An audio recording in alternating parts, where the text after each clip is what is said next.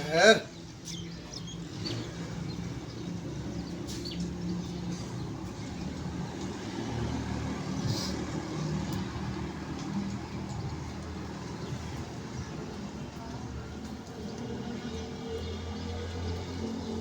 admission कराओ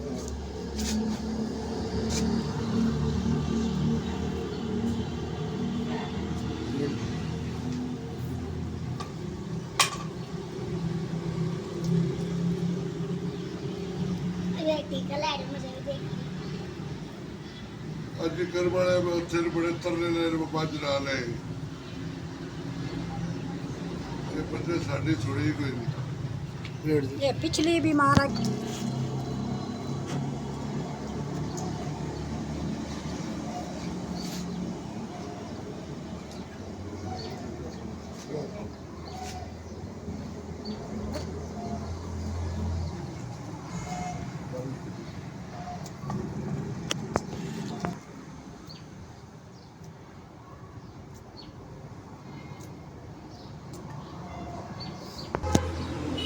ऐसे तो टंगे लग गए ठीक है ना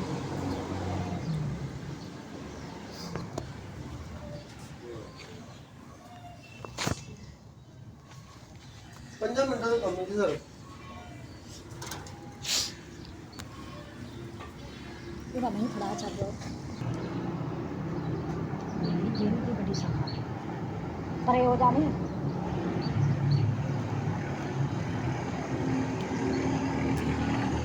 आज तो एक टांका ला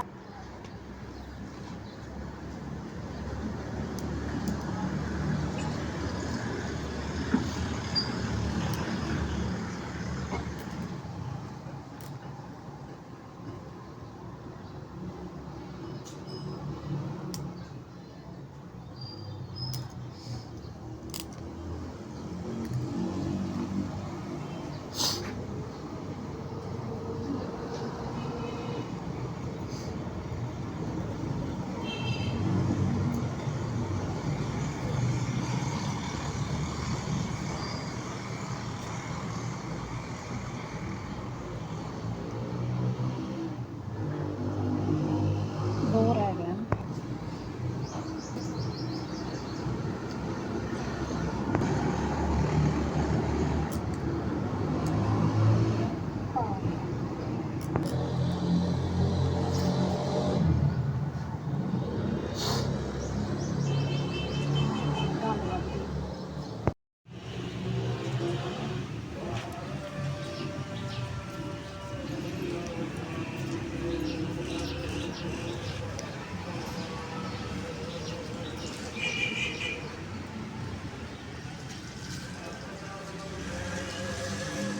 है भाई